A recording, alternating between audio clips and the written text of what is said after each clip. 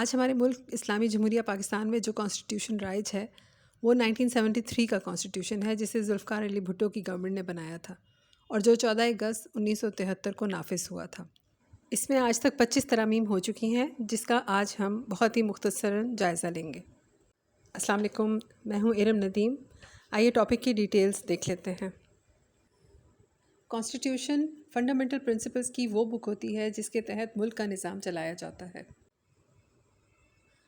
اب جب سے یہ کانسٹیٹیوشن بنا ہے تب سے لے کے آج تک اس میں 25 امینڈمنٹس ہو چکی ہیں۔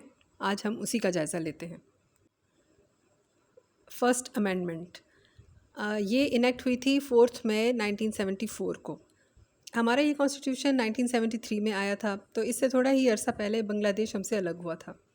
تو اس سے پہلے بنگلہ دیش کو ایسٹ پاکستان اور موجودہ پاکستان جس میں ہم رہ رہے ہیں اسے مغربی پاکستان کہا جاتا تھا۔ تو اب بنگلہ دیش کے الگ ہونے کے بعد ایسٹ پاکستان کے جتنے بھی ریفرنسز تھے انہیں ختم کرنے کے لیے اور باؤنڈریز کو ری ڈیفائن کرنے کے لیے یہ فرسٹ امینڈمنٹ لائی گئی۔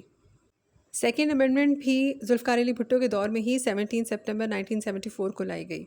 دوسری امینڈمنٹ میں احمدیز کو نان مسلم ڈکلیئر کیا گیا۔ اس میں مسلمان کی ڈیفینیشن ایڈ کی گئی، جس کے تحت مسلمان وہ شخص ہے جو اللہ تعالیٰ کو ایک مانے اور حضرت محمد مصطفیٰ صلی اللہ علیہ وسلم کو آخری نبی مانے۔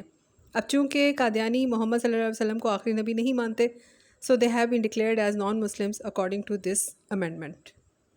اور اب تھرڈ امینڈمنٹ جو 18 فروری 1975 کو کانسٹیٹیوشن کا حصہ بنی۔ اگر وہ شخص جس پر الزام ہو کہ اس نے سنگین جرم کیا ہے مگر اسے سزا نہ ہوئی ہو اور اسے نظر بند کر دیا جائے تو اسے پریونٹیو ڈیٹینشن کہتے ہیں۔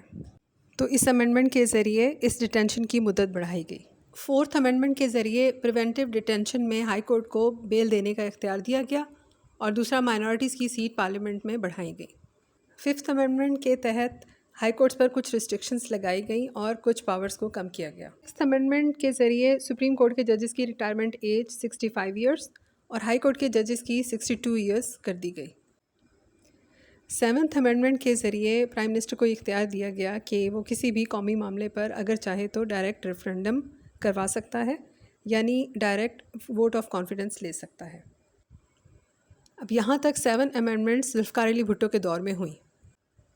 جب 1977 میں ضیاء الحق نے مارشل لاء لگایا تو اس کانسٹیٹیوشن کو ایبروگیٹ نہیں کیا بلکہ ان ابیئنس ڈال دیا، اور اس میں یہ 8ویں ترمیم کی جس کے تحت آرٹیکل 58(2)B کے تحت صدر کو یہ اختیار دیا گیا کہ وہ جب چاہے اسمبلی ڈیزالو کر سکتا ہے، یعنی balance of power was shifted from prime minister to president. Zia ul Haq کے دور میں ہی 9th امینڈمنٹ کے ذریعے شریعہ کو لاء آف دا لینڈ بنانے کی کوشش ہو رہی تھی، یعنی باقی سارے قوانین کو ختم کر کے صرف شریعت کو نافذ کیا جائے۔ مگر اس سے پہلے کہ امینڈمنٹ پاس ہوتی ضیاء الحق صاحب حادثے کا شکار ہوتے ہیں اور یہ امینڈمنٹ آج تک پینڈنگ ہے۔ نیشنل اسمبلی سال میں 3 اجلاس کرتی ہے، تو اب اس ترمیم کے تحت ایک اجلاس اور دوسرے اجلاس کے بیچ میں میکسیمم 130 ڈیز کا انٹرول طے کیا گیا۔ 11th امینڈمنٹ اسمبلی میں ریزروڈ سیٹس کے اوپر یہ امینڈمنٹ ہونی تھی، لیکن یہ بھی ابھی تک پینڈنگ ہے۔ 12ویں ترمیم کے ذریعے فیڈرل گورنمنٹ کو یہ اختیار دیا گیا کہ وہ 3 سال کے لیے اسپیڈی ٹرائل کورٹس بنا سکتے ہیں تاکہ ہینیس کرائمز کو ڈیل کیا جا سکے۔ اس امینڈمنٹ کے ذریعے نواز شریف نے وہ اختیارات صدر سے واپس لے لیے جو ضیاء الحق نے 8th امینڈمنٹ کے ذریعے 58(2)B کے تحت صدر کو دیے تھے۔ 14th امینڈمنٹ کے ذریعے پارٹی چیئرمین کو یہ اختیار دیا گیا کہ اگر اس کی پارٹی کا کوئی MNA یا ممبر اس کی پارٹی کے خلاف جاتا ہے یا کوئی اختلاف کرتا ہے یا فارورڈ بلاک بنا لیتا ہے تو پھر وہ چاہے تو اس کی ممبرشپ ختم کروا سکتا ہے۔ 28 اگست 1998 کو ایک دفعہ پھر شریعت نافذ کرنے کا بل اسمبلی میں پیش کیا گیا، مگر یہ بھی 9th امینڈمنٹ کی طرح کبھی پاس نہیں ہو سکا۔ اکنامکلی بیکورڈ ایریاز کی ترقی کے لیے وہاں کے لوگوں کو کوٹا سسٹم کے ذریعے جابز میں اپرچونیٹیز دینے کے لیے یہ امینڈمنٹ لائی گئی۔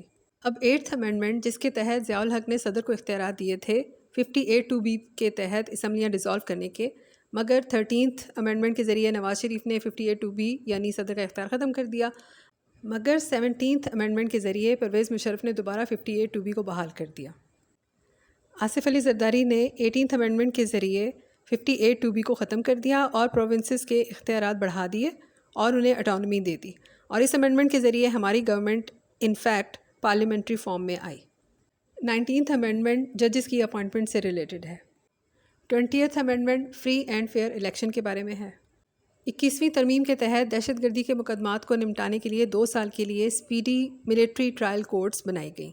اس امینڈمنٹ کے ذریعے الیکشن کمیشن آف پاکستان کے اختیارات میں چینجز کیے گئے اور چیف الیکشن کمشنر کی کوالیفیکیشن کے کرائیٹیرین کو بڑھایا گیا، یعنی پہلے چیف الیکشن کمشنر صرف ریٹائرڈ ہائی کورٹ جج یا سپریم کورٹ جج ہوا کرتا تھا، مگر پھر اس کے ذریعے کسی بیوروکریٹ یا ٹیکنوکریٹ کو بھی چیف الیکشن کمشنر لگایا جا سکتا ہے۔ 21ویں ترمیم میں جو ملٹری کورٹس 2 سال کے لیے فارم کی گئی تھیں، 23ویں ترمیم میں ان کو اور 2 سالوں کے لیے ایکسٹینشن دے دی گئی۔ 2017 میں جو مردم شماری ہوئی تھی اس کے تحت پنجاب میں آبادی کا ریشو کچھ کم ہوا اور بلوچستان اور KPK کی آبادی کا ریشو بڑھ گیا، اور سندھ کی آبادی میں زیادہ فرق نہیں آیا تھا، تو پھر اس آبادی کی بنیاد پر نیشنل اسمبلی میں پنجاب کی سیٹس کو کم کیا گیا اور بلوچستان اور KPK کی سیٹس میں کچھ اضافہ کیا گیا۔ 25th امینڈمنٹ کے ذریعے فیڈرلی ایڈمنسٹرڈ ٹرائبل ایریا کو KPK میں مرج کر دیا گیا۔ 26th امینڈمنٹ جو ابھی پینڈنگ ہے، جو 13 مئی 2019 کو نیشنل اسمبلی سے پاس ہو گئی تھی مگر سینٹ سے پاس نہیں ہوئی، جس کی سفارشات میں نیشنل اسمبلی کی 12 سیٹس بڑھانا اور پروونشل اسمبلی کی 24 سیٹس بڑھانا وغیرہ شامل ہیں۔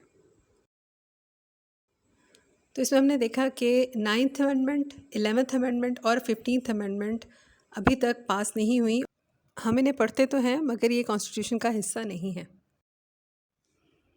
اب یہاں آپ کا یہ کوشچن ہوگا کہ اگر یہ امینڈمنٹس پاس نہیں ہو سکیں تو پھر کانسٹیٹیوشن میں کیوں ہیں؟ تو اس کا جواب یہ ہے کہ کسی بھی بل کو کانسٹیٹیوشن کا حصہ بننے کے لیے دونوں ہاؤسز یعنی نیشنل اسمبلی اور سینٹ سے پاس ہونا ضروری ہوتا ہے۔ اب بعض بلز ایک ہاؤس سے پاس ہو جاتے ہیں مگر دوسرے ہاؤس سے نہیں ہو پاتے، تو پھر وہ وہیں پینڈنگ رہ جاتے ہیں، یعنی ان کے بارے میں کوئی بھی ڈیسیجن نہیں ہو پاتا۔ ویسے تو ایک امینڈمنٹ کے ذریعے بعض اوقات بہت سارے پرپوزلز ہوتے ہیں یا بہت سارے آرٹیکلز میں تبدیلی کی جاتی ہے، مگر یہاں میں نے صرف چند ایک ہی بیان کیے ہیں جو زیادہ ہائی لائٹڈ ہیں۔ یہ تو تھا ہمارا آج کا امینڈمنٹس کا ٹاپک۔ امید ہے آپ کو سمجھ آیا ہوگا۔ پھر ملتے ہیں کسی نیکسٹ ویڈیو میں نئے ٹاپک کے ساتھ۔ اپنا بہت سارا خیال رکھیں۔ Thank you. اللہ حافظ۔